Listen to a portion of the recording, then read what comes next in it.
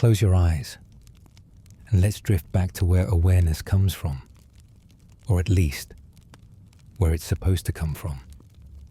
Picture the universe before there were any mind at all, just swirling gas, rocks smashing into each other, the endless cold indifference of space.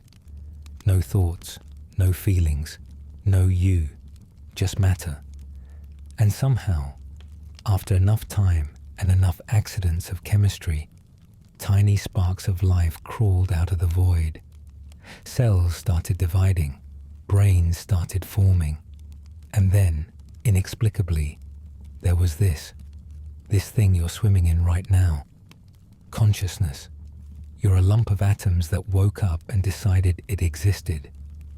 You probably never heard it phrased like that, and you probably won't survive the full weight of that realization tonight. So before you get comfortable, take a moment to like the video and subscribe, but only if you genuinely enjoy what I do here. And tell me your location and local time in the comments. Now, dim the lights, maybe turn on a fan for that soft background hum, and let's ease into tonight's journey together. You're aware. You can hear these words. You can sense your own thoughts passing through like soft shadows. And yet, nobody, not a single scientist, not the smartest philosopher, can explain why. Neurons firing are just electrical signals, like tiny lightning storms in a wet sponge. That shouldn't feel like anything. It should be like watching sparks on a wire, cold and indifferent. But it isn't. Somehow, your experience is drenched in feeling. Seeing the color red isn't just data. It's redness, vivid and impossible to explain. Here's the unsettling part. You can map a brain. You can see which region lights up when you taste chocolate or hear a song you love. But no scan reveals the inner glow of what it's like to be you. This gap, the one between raw biology and lived experience, is called the explanatory gap. It's like the universe is hiding the answer behind a two-way mirror, letting you watch yourself exist without telling you why. A mainstream fact. Easy. The human brain has about 86 billion neurons. That's roughly the same number of stars in the Milky Way. Each one connects to thousands of others, forming trillions of pathways. But you could replace a neuron with a silicon chip and, according to some experiments, it would still process information.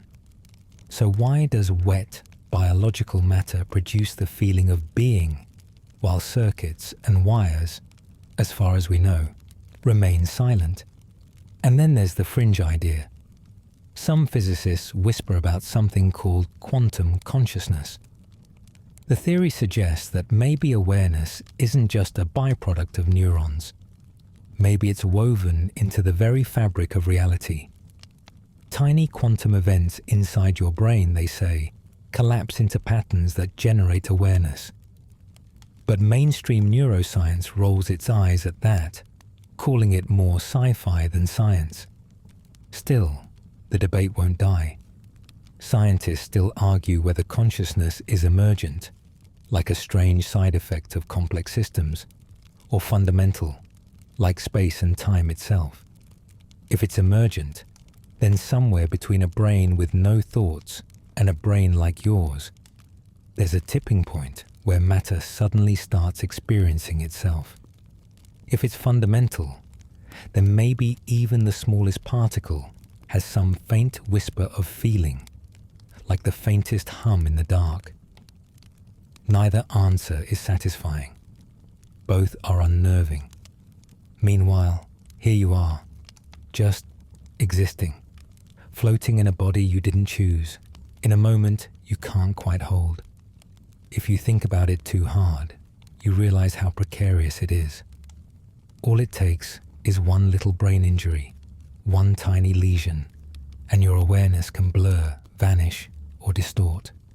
A single stroke in the wrong spot can make you lose the concept of left and right. Or worse, you could stay alive but lose the you inside, a husk moving through the world without that secret inner spark. Here's a funny thought, though maybe it's more tragicomic. Your brain didn't need to produce consciousness to keep you alive.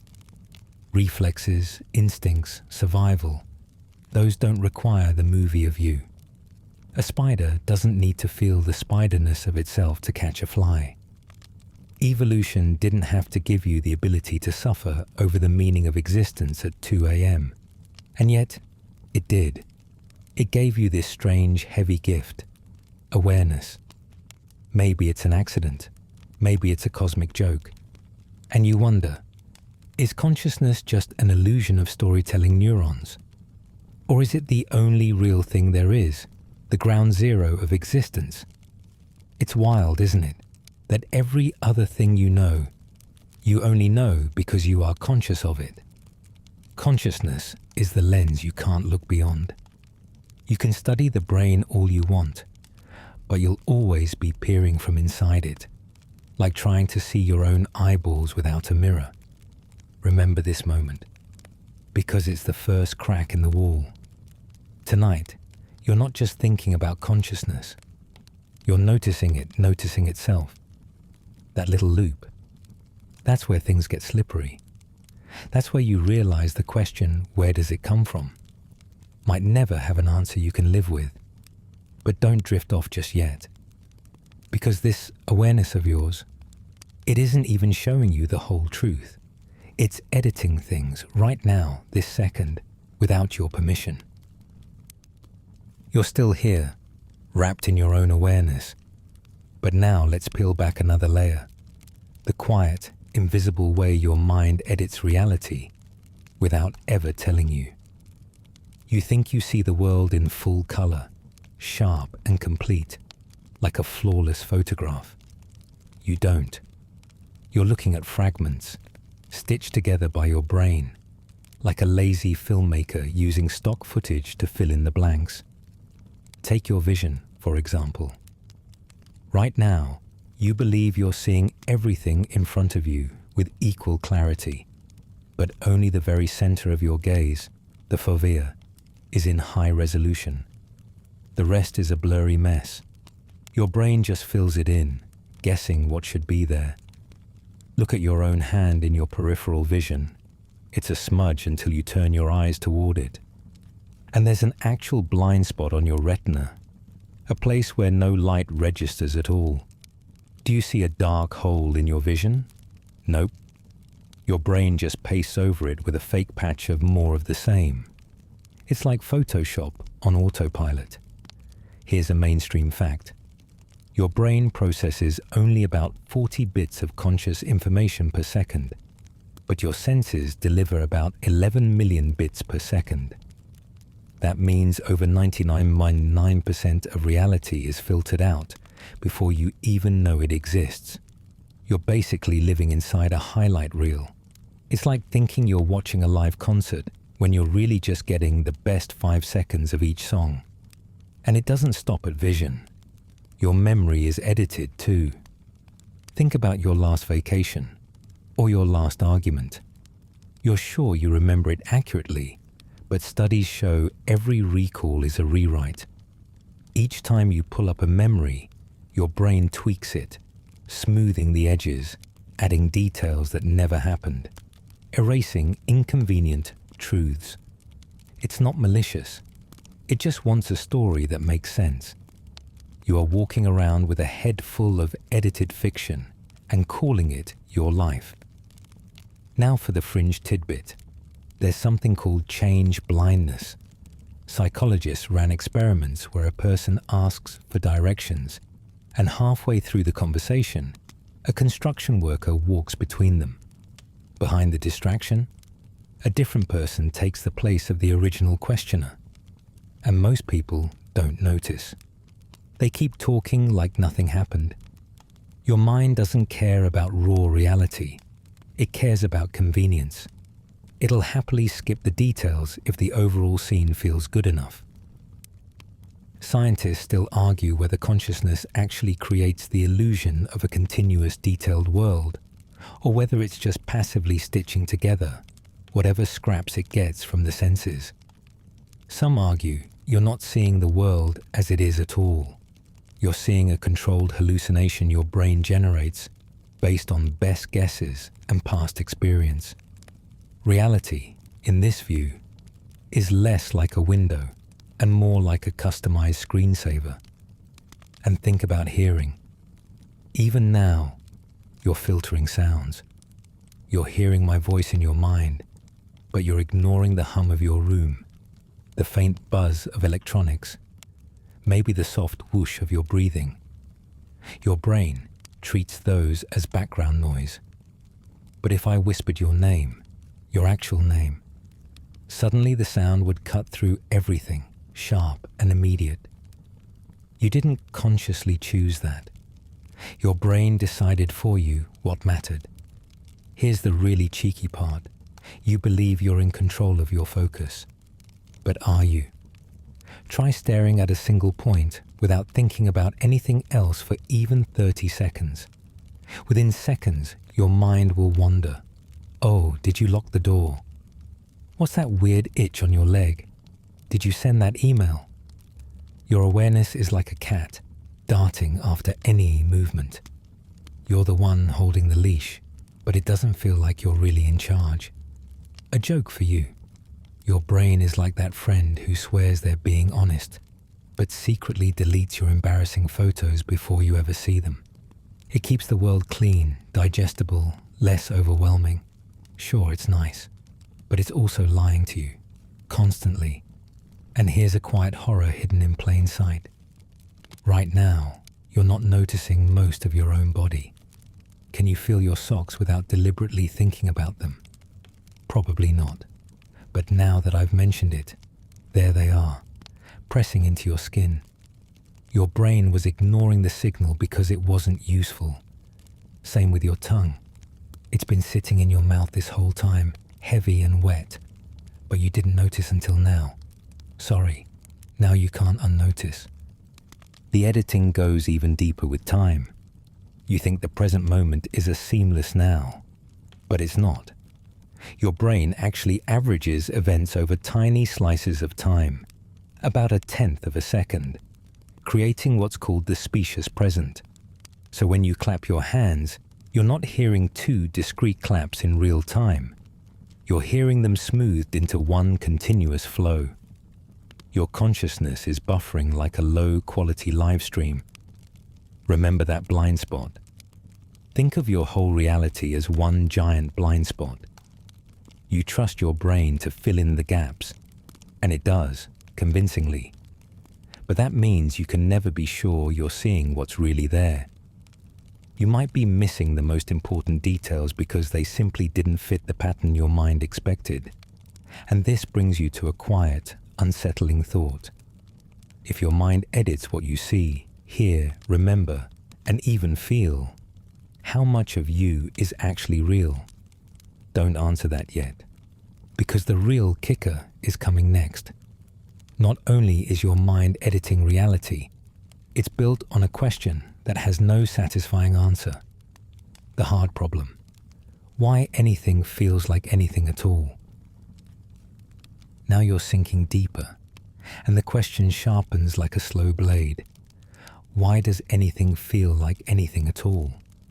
This is what philosophers call the hard problem of consciousness. Not the easy problems.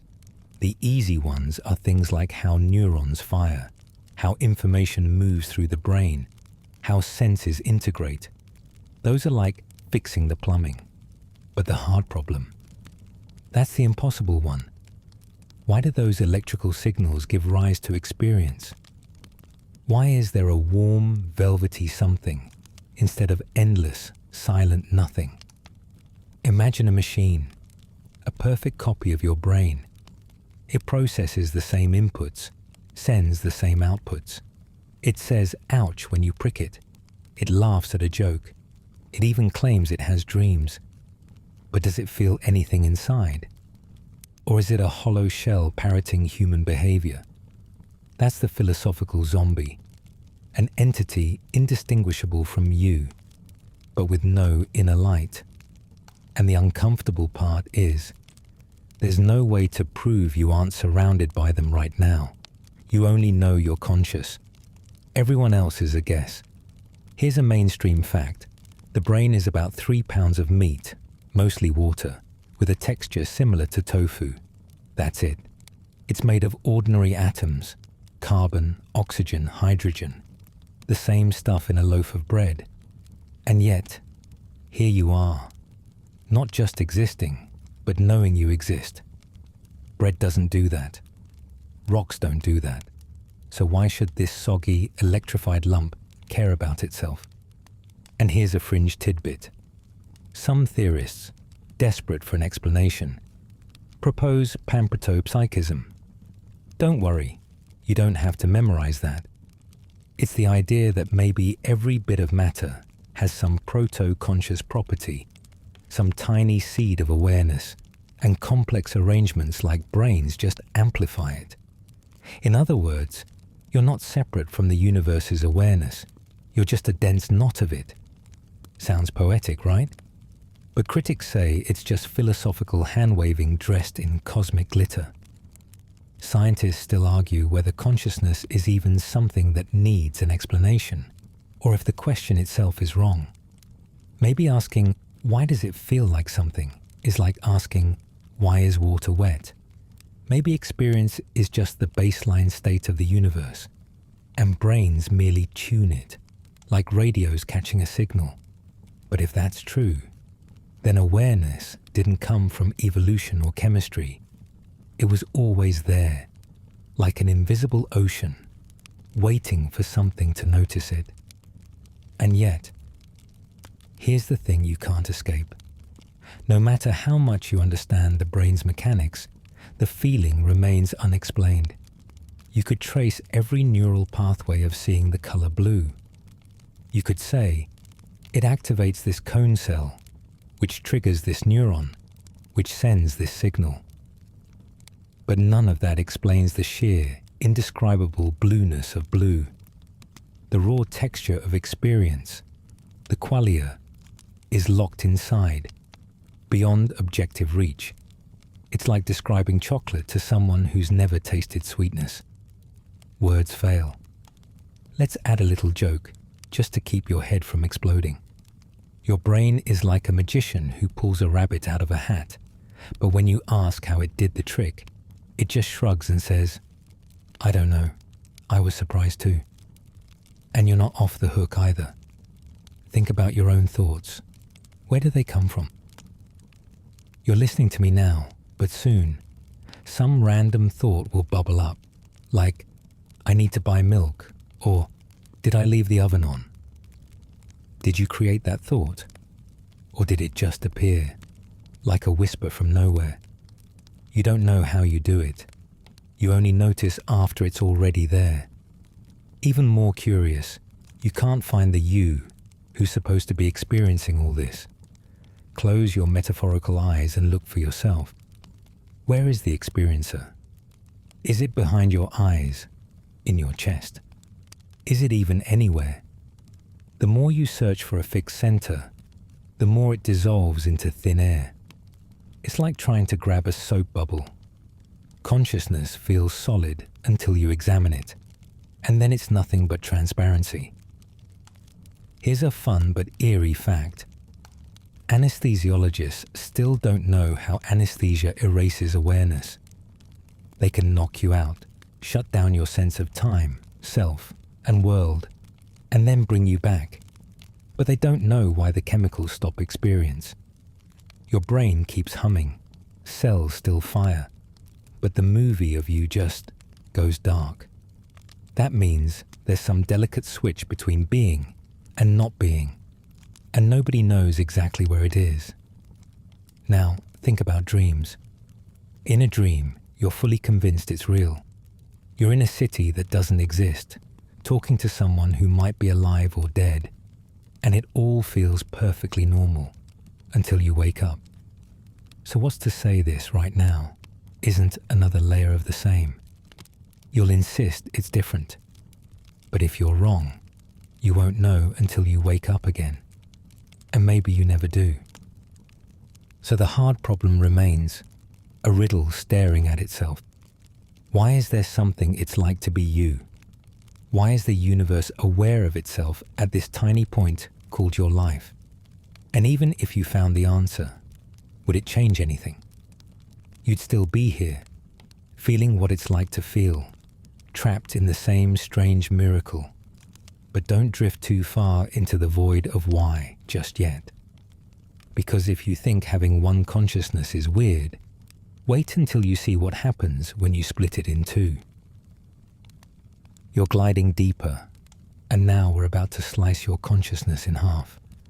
Don't worry, it won't hurt. At least, not physically. In the 20th century, neurosurgeons discovered something strange while treating epilepsy. They performed a procedure called a corpus callosotomy, severing the corpus callosum, the thick bundle of nerve fibers connecting the two hemispheres of the brain. The seizures calmed down. The patients recovered. And at first glance, they seemed normal. But then the weirdness began. When researchers tested these split-brain patients, they found something uncanny. If you flashed a word to the left visual field, processed by the right hemisphere, the patient couldn't say what they saw, but their left hand, controlled by the right hemisphere, could pick up the correct object. Meanwhile, the left hemisphere, which handles language, had no clue what was going on. It was like two separate minds were sharing one body, awkwardly coexisting like roommates who don't speak. Here's a mainstream fact. Your brain's hemispheres are specialized. The left tends to dominate language and analytical thinking, while the right handles spatial awareness, emotions, and holistic processing. Normally, they talk so smoothly through the corpus callosum that you feel like one unified you. But cut the cord, and the illusion cracks.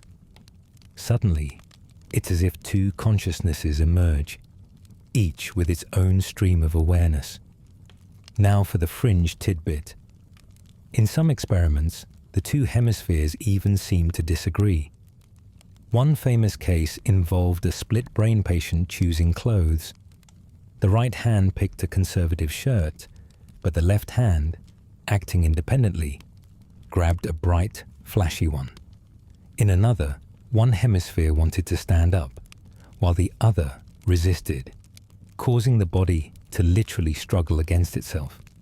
It's like watching a polite civil war inside a single person. Scientists still argue whether this means two separate selves truly exist after the split, or if it's just one consciousness temporarily unable to communicate with itself.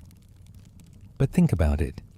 If you can create two semi-independent minds just by cutting a bundle of nerves, how solid is the one self you feel right now? Maybe it's always been a fragile truce between multiple voices inside. And here's where it gets even stranger. Sometimes, even in an intact brain, the hemispheres seem to have different priorities. Have you ever felt torn between logic and emotion, like two parts of you were arguing? That might not be a metaphor. It might literally be your left hemisphere, the rational storyteller, trying to make sense of the intuitive, silent impulses from the right. When you feel conflicted, it's not just poetic language, it's biology. Here's a little joke to soften the unease. Your brain is like a married couple forced to share a tiny apartment. They mostly get along, but sometimes one half wants to stay in and read, while the other half wants to go dancing. And you're just stuck in the middle, pretending it's fine. There's also this bizarre thing called the left hemisphere interpreter. When the two halves can't share information, the left hemisphere, the chatterbox, just makes up stories to explain the right hemisphere's mysterious behavior. For example, if the right hemisphere is shown a picture of a snow shovel and the left is shown a chicken, and then the patient picks a shovel with the left hand and a chicken with the right, the left hemisphere says, "Oh, the chicken goes with the coop, and you need a shovel to clean it." total nonsense. But it feels like a reasonable explanation. Your brain would rather invent a lie than admit it doesn't know why it did something. Remember that blind spot from before, the one your brain quietly fills in. Now imagine that principle applied to yourself.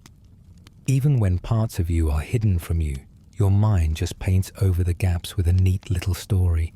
You're constantly interpreting yourself, not actually knowing yourself. And here's an eerie thought.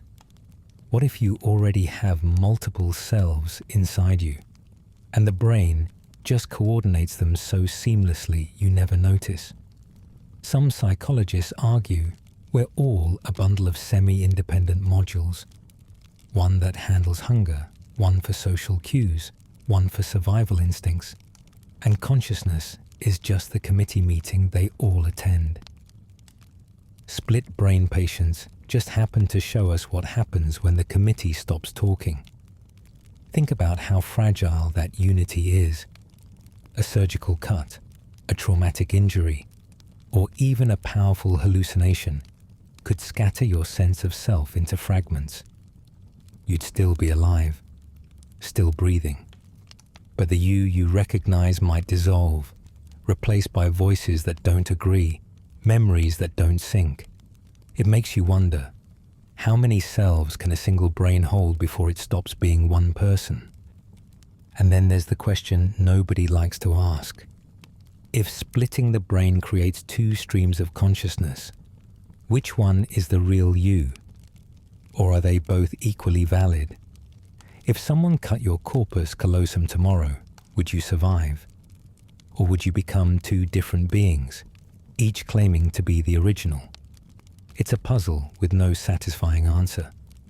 What's even more unsettling is that you already experience microsplits all the time.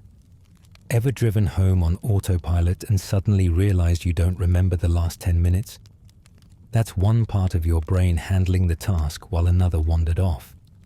You weren't fully unified, you were parallel processing. So maybe the self you cling to is just a temporary truce between competing processes. A performance, a dance held together by thin threads of communication. And when those threads snap, you see the truth. The one you was never as whole as it seemed. But before you get too comfortable with the idea of two selves, let's stretch the timeline. Because even your unified consciousness, when it's working perfectly, isn't actually living in the now. You're still listening, still following the flow of this awareness. But here's a secret your brain doesn't announce. You are always, unavoidably, living in the past. Not metaphorically, literally. Everything you experience, this word, this breath, the soundless echo of your own thoughts, is delayed by fractions of a second. Your consciousness is always catching up, never quite in sync with reality. Here's why. When you see something, a flash of light, a moving hand, it takes time for your retina to send signals to the brain, for the brain to process those signals, and for your awareness to assemble them into a cohesive moment. Visual information alone takes about 80 milliseconds to become conscious. Touch can take even longer. So what you think of as now is actually a slightly stale recording, an echo of events that already happened. A mainstream fact. Neuroscientists call this the perceptual moment, a tiny window of about 100 to 200 milliseconds where the brain gathers data, stitches it together, and serves it to you as the present. You're not seeing reality frame by frame. You're seeing it in edited bursts, like a movie with a tiny delay. The present you think you're in, it's really the recent past. And here's the fringe tidbit. There's something called the flash lag illusion. If a moving object and a flash of light appear at the same spot at the same time, you perceive the moving object as ahead of the flash. Your brain predicts where the moving object should be and shows you the future. just a little bit. It's cheating time to keep the world smooth. Your consciousness is not a live feed. It's a predictive rendering. Scientists still argue whether this delay means you never experience the true present. Some say the brain builds a rolling specious present, like a small buffer, so you're always living in a stitched-together version of reality. Others claim you're not even aware of the delay because your brain is constantly backdating events, creating the illusion that you saw or heard something exactly when it happened. Either way, the now you feel is a construction. Here's a simple test you can try. Clap your hands.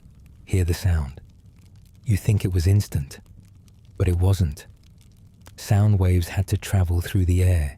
Your ears had to convert them to signals, and your brain had to process those signals. By the time you hear your clap, it's already over. Your body is always a tiny time traveler lagging behind the universe. And here's a little joke. You're basically watching the world on a slight delay, like a bad live stream. But don't worry, no one else notices either, because they're lagging too. It's the most universal glitch. Now, here's something more unsettling. Experiments show that if your brain receives conflicting information about timing, it will just reorder reality. In the cutaneous rabbit illusion, researchers tap your arm in two places rapidly. Instead of feeling two separate taps, you feel a series of taps hopping along your arm, like a tiny rabbit.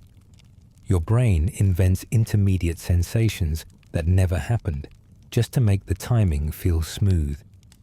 Reality gets rewritten for your comfort. Think about the implications. Your sense of time, the very thing that structures your life, isn't a neutral clock. It's an interpretation. You never directly feel now. You only feel what your brain decides is now, and it gets worse. There's evidence that your brain starts preparing actions before you're aware of deciding to act. In Liebert's famous experiment, people were asked to flex their wrist whenever they felt like it and note the exact moment they decided.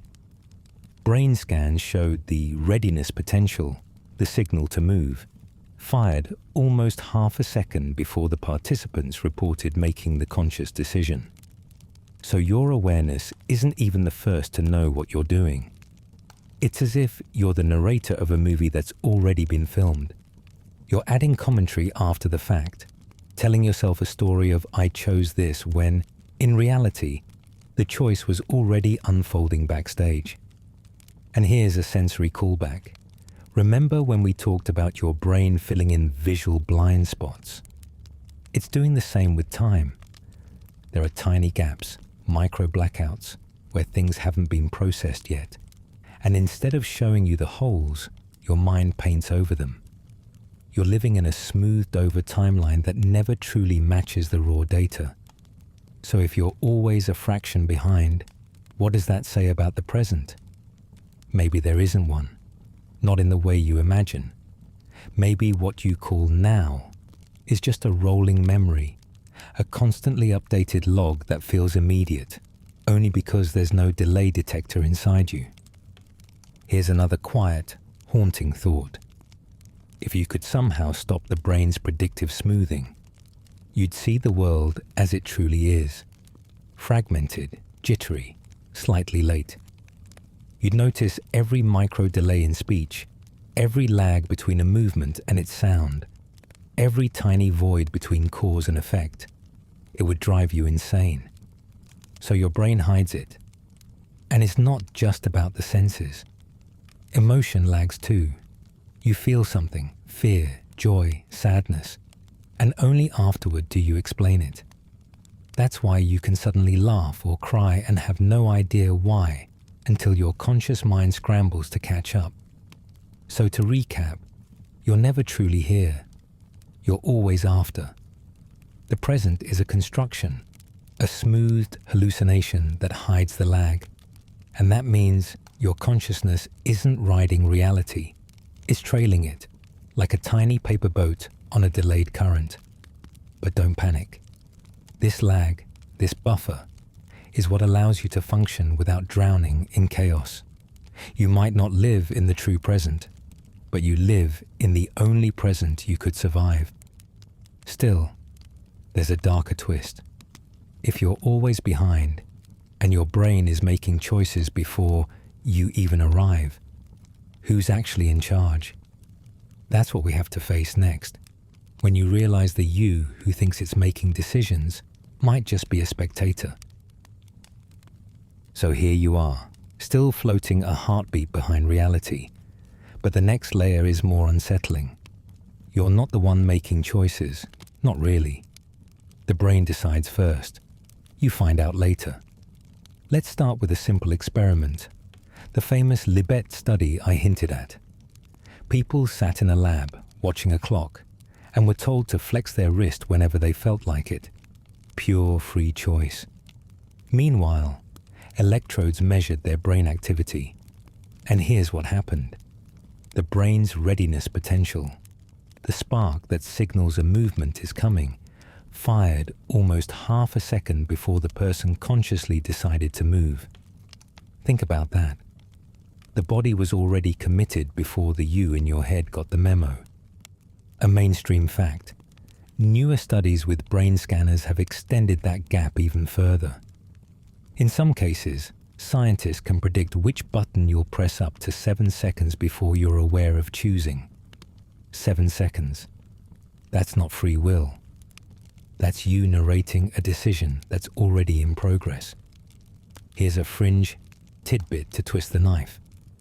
Some researchers say consciousness might just be a user interface, a neat dashboard your brain built so you feel like you're in control.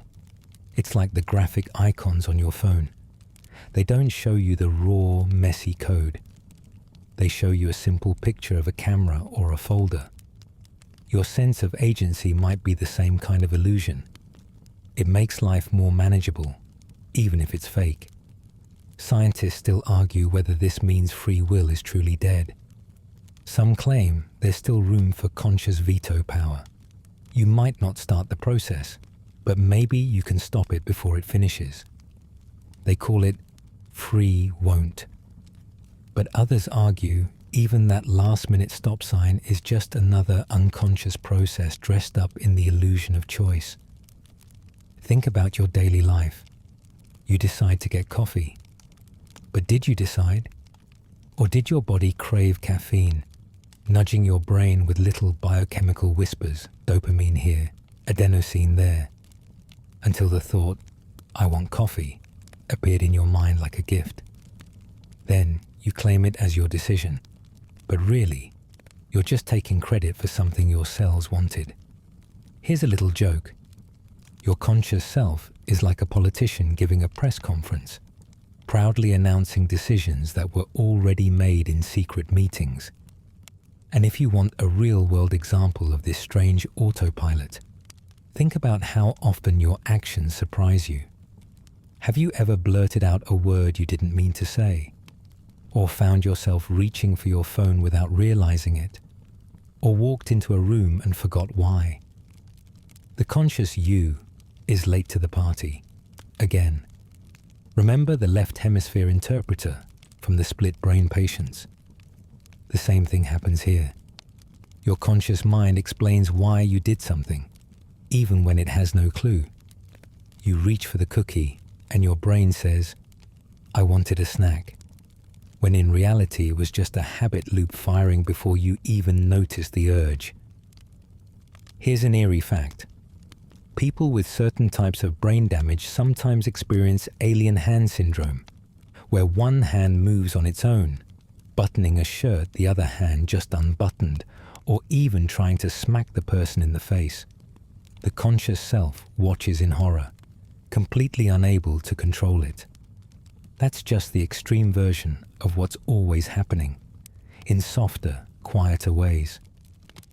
Now think of all the little micro decisions you make every day, breathing deeper, shifting in your chair, blinking. Do you consciously decide each one? No. Your brain handles 99% of it backstage, and you only get the highlight reel. And here's the callback.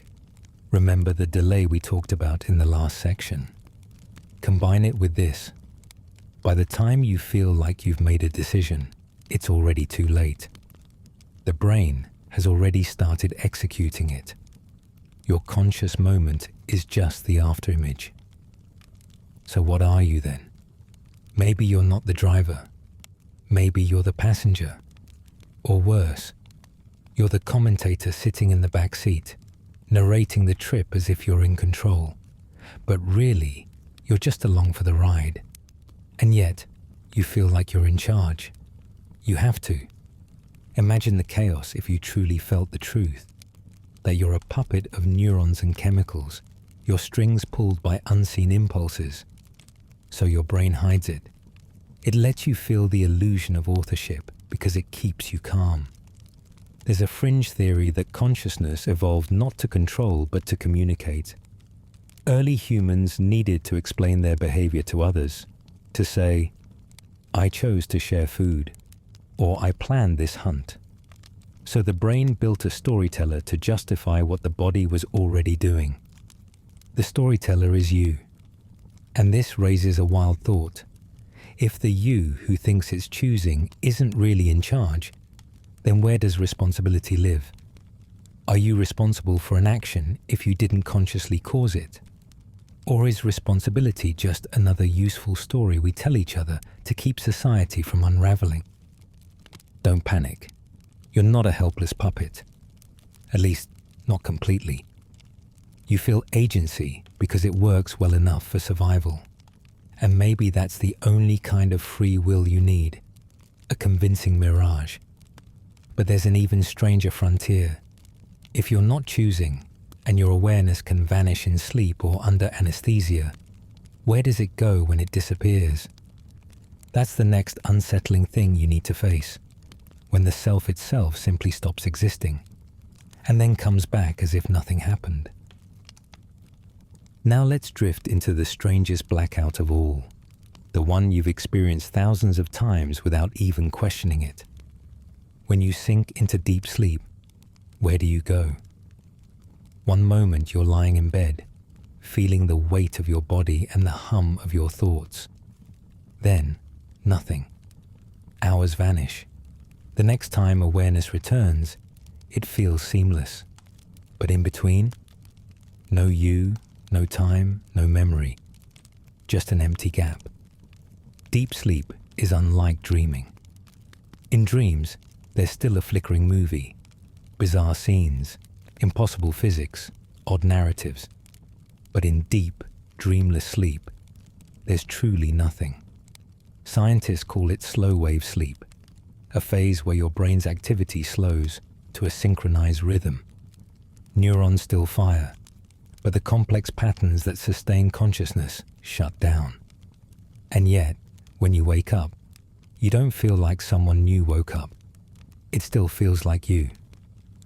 So how can a continuous self survive complete non-existence for hours at a time? Here's a mainstream fact.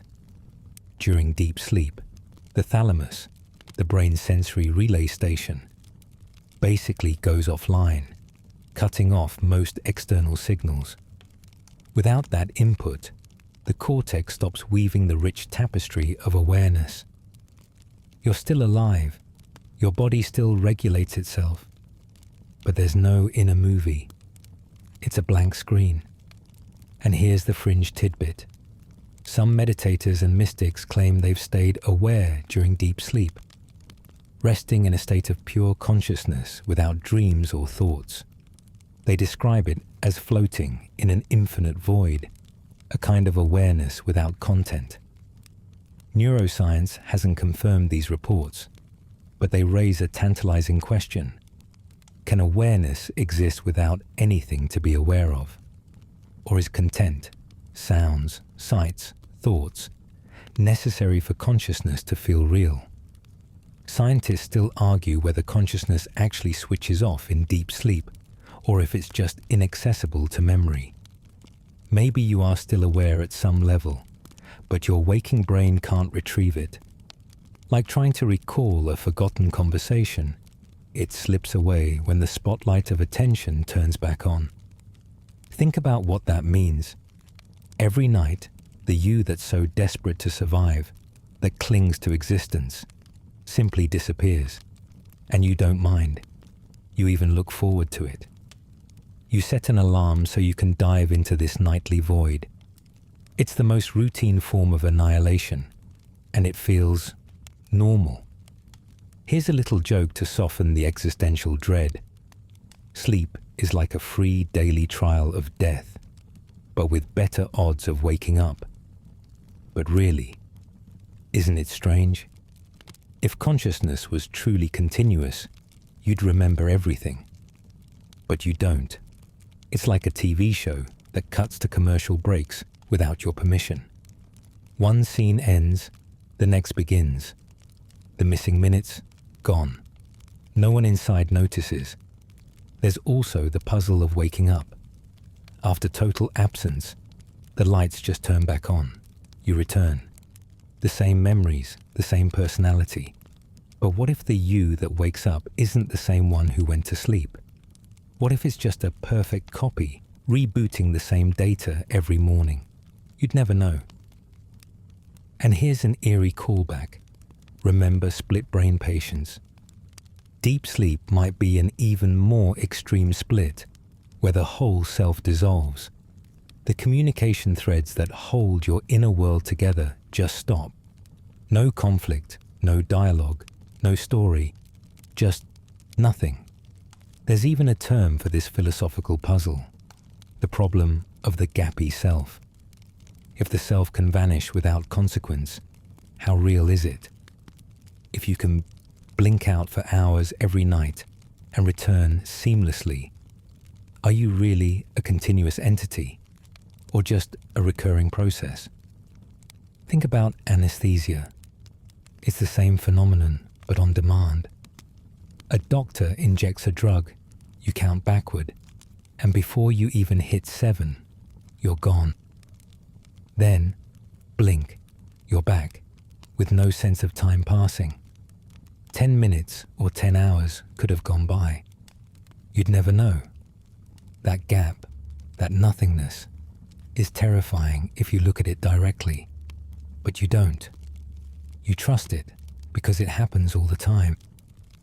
And then there's the fringe theory of micro-awakenings during sleep. Tiny moments of awareness that you never remember, like sparks flickering in the dark. Could it be that even in deep sleep, there are fleeting flashes of you, but they vanish too fast to leave a trace? Here's another thought that might keep you up tonight. If someone woke you every 10 minutes during deep sleep and asked, "Where were you just now?" you'd have no answer, no sense of, "I was here." It's like being erased repeatedly, yet each time you return, you assume continuity. So what if death is just an extended deep sleep? The lights go out, and unlike every other night, they don't come back on. Would it feel any different? Or would it feel like nothing at all, because there would be no one there to feel? But let's not spiral too far down that abyss yet, because there's another possibility. Maybe your consciousness isn't just a fragile local phenomenon.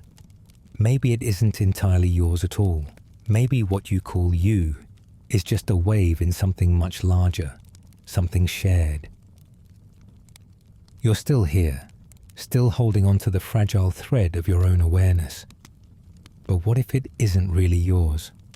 What if this you isn't a sealed-off island at all, but just one ripple on a vast ocean of consciousness?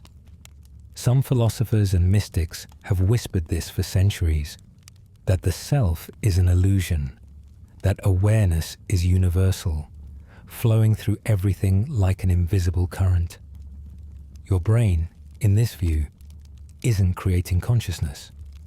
It's more like a radio, tuning into a signal that's always been there. When the radio is damaged, the signal doesn't vanish, it just stops coming through clearly. Here's a mainstream fact. every brain on Earth is built from the same stardust, the same elements forged in collapsing stars. Chemically, you are not unique. The calcium in your neurons, the iron in your blood, they're not special. They've been recycled across countless forms before you. So is it really so impossible to imagine that consciousness too might be something shared rather than owned? And here's a fringe tidbit. In certain psychedelic states, people report the eerie feeling that their individual self dissolves into something bigger. They describe becoming one with everything, as if the boundaries between me and not me were just temporary illusions. Neuroscientists call it ego dissolution, and they've scanned brains during these states. What they see is fascinating. The default mode network, the part that generates your sense of self, goes quiet. Without that storytelling hub, the brain stops separating inside from outside. Everything feels connected.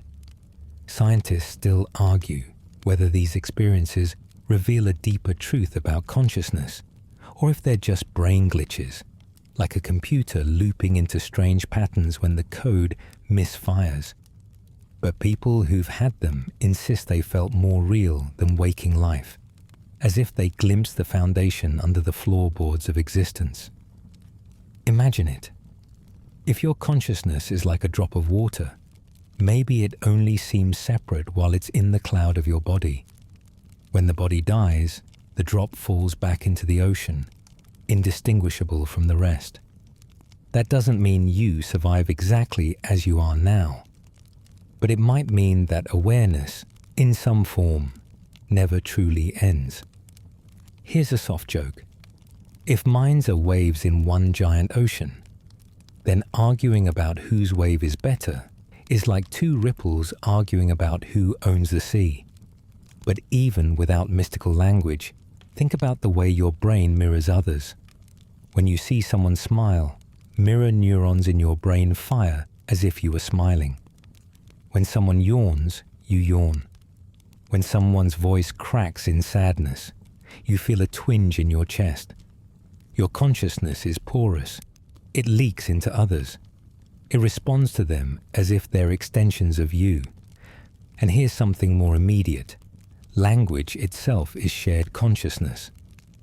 These words, right now, are patterns of thought moving from my mind to yours. You're not generating these ideas from nowhere. You're borrowing them. Your mind is literally running a simulation of my mind as you hear this. Isn't that a kind of merging? Remember how we talked about your brain editing reality? What if it also edits out the sense of being connected to everything else? Maybe the feeling of being an isolated self is just a survival trick. After all, you can't go around feeling like the entire universe. You'd never get anything done. So your brain builds walls. This is me. That's not me. But the walls might be paper thin. There's even a strange theory in physics, more poetic than proven, that consciousness might be a fundamental field, like gravity or electromagnetism. Your brain wouldn't be producing it. It would be interacting with it, shaping it into a personal experience. If that's true, then what you call you is just a temporary shape in something infinite. And here's an eerie callback. When we talked about deep sleep, remember how you disappeared completely and then returned? What if what really returned wasn't the same drop of self, but just the same ocean reshaping itself into the same pattern? You wake up every morning thinking you're the same person. But what if it's just the universal mind rebooting the same template? This idea isn't new. Eastern philosophies like Advaita Vedanta and Mahayana Buddhism have said it for centuries. The self is an illusion, and there is only one consciousness playing all these roles. You think you're separate, but you're the same awareness looking through different eyes. And here's a thought experiment. If you swap memories and personality traits, Would the self still be you, or would it be someone else entirely? If your entire identity can change while awareness remains, maybe the self is just the costume consciousness wears, not what it really is. Even neuroscientists are starting to admit they don't know why the self feels so bounded. Split brain patients, deep sleep, anesthesia. They all show how fragile the sense of me is. So if the boundaries are this easy to blur, maybe they were never absolute. So imagine this. Right now, you're listening to me. You feel like a single person in a single moment. But maybe, on some level, the same awareness listening to these words is the same one that will listen tomorrow in someone else, or in another lifetime, or in another place entirely. Whether you believe it or not, the idea changes how you see others. If every mind is just a facet of the same thing, hurting someone else would literally be hurting yourself in another disguise. That's the quiet, unnerving beauty of it. But before you drift into cosmic unity, let's return to something closer.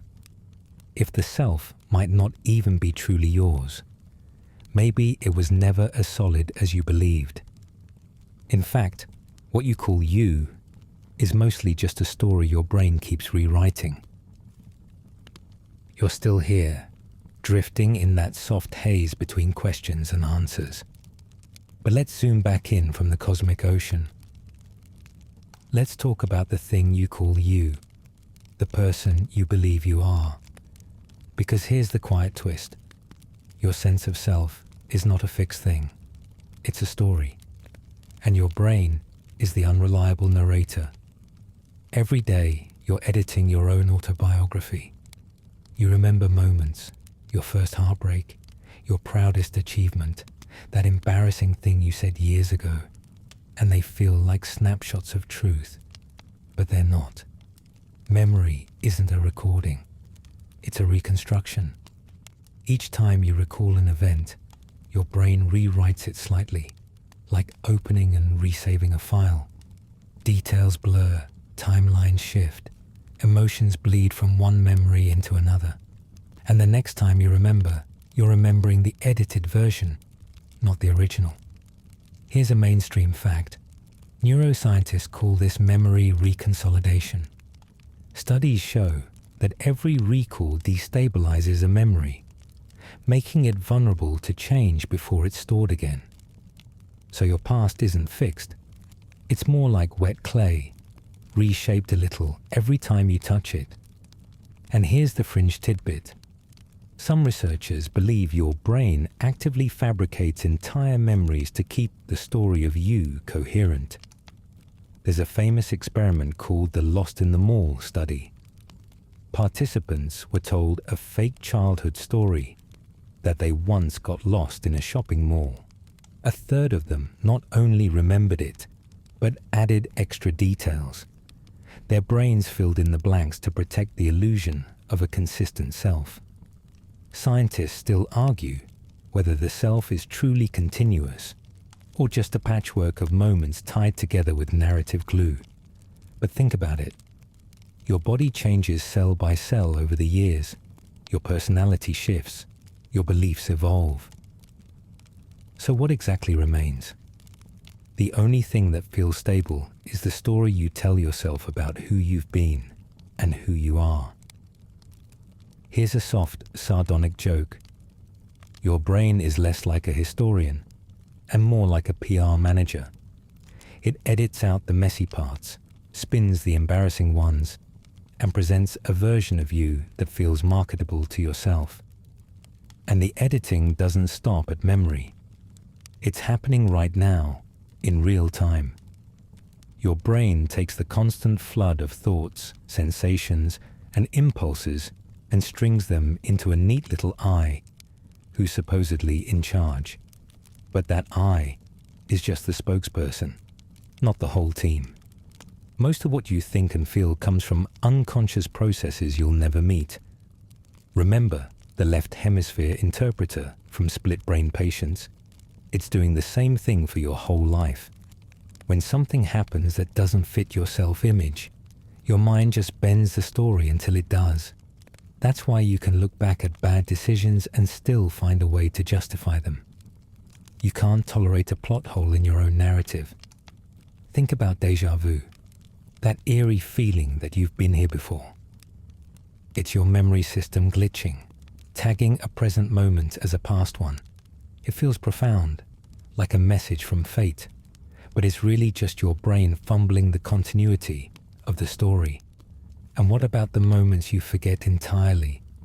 Do they vanish, or do they still live somewhere in the brain, quietly shaping you from the shadows? Trauma researchers say even memories you can't consciously recall still affect your behavior.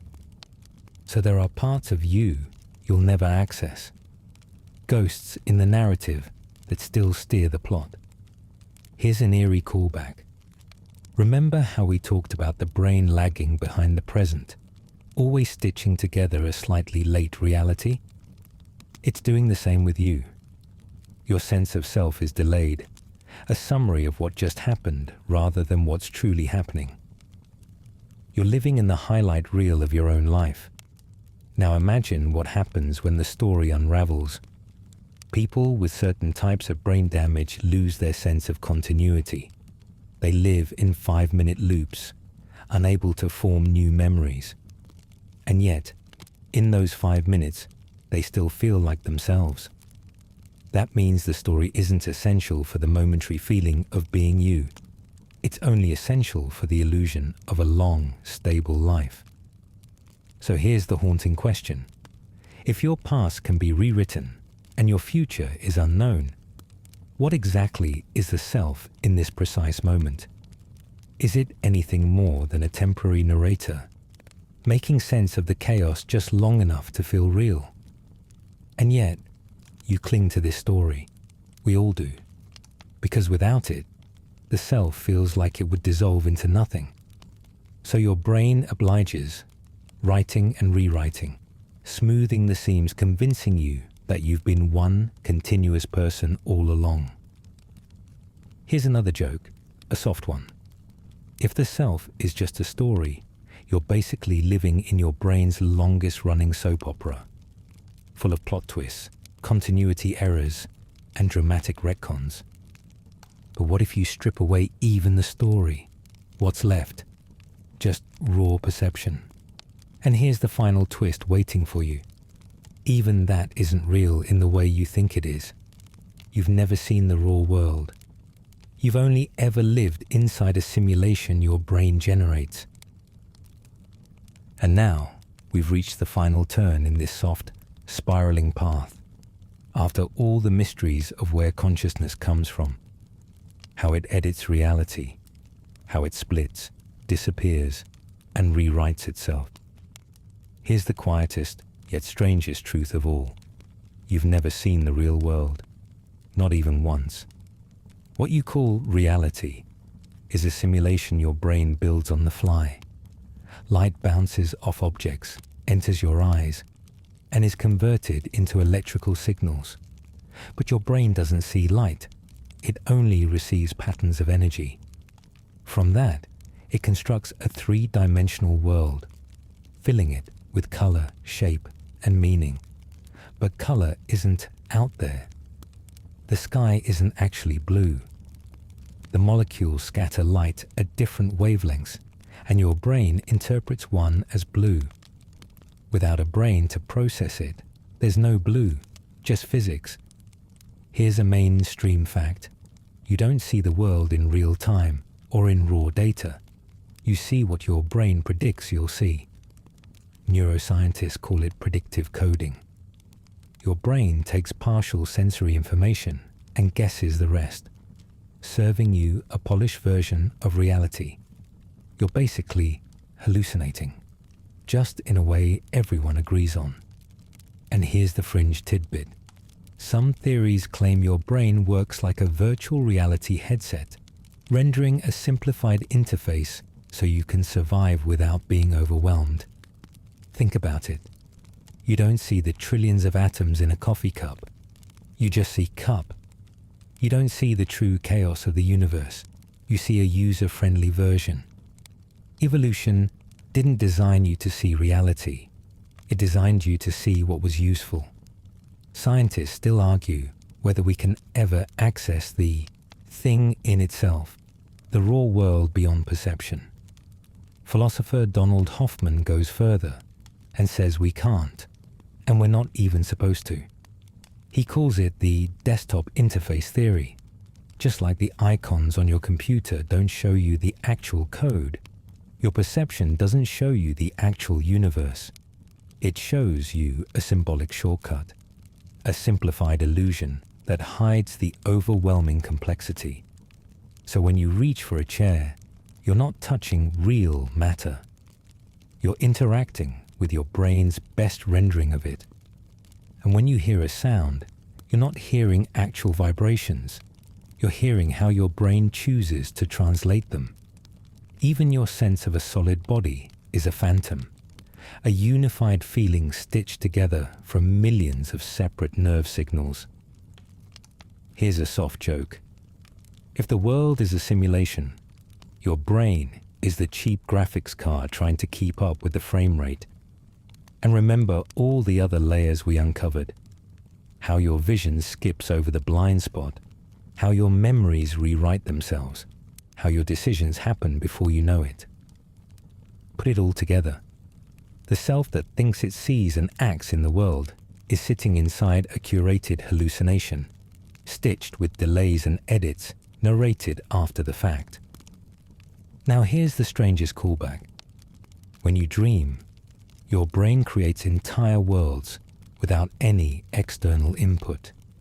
People, places, entire stories, generated from nothing but your neural activity.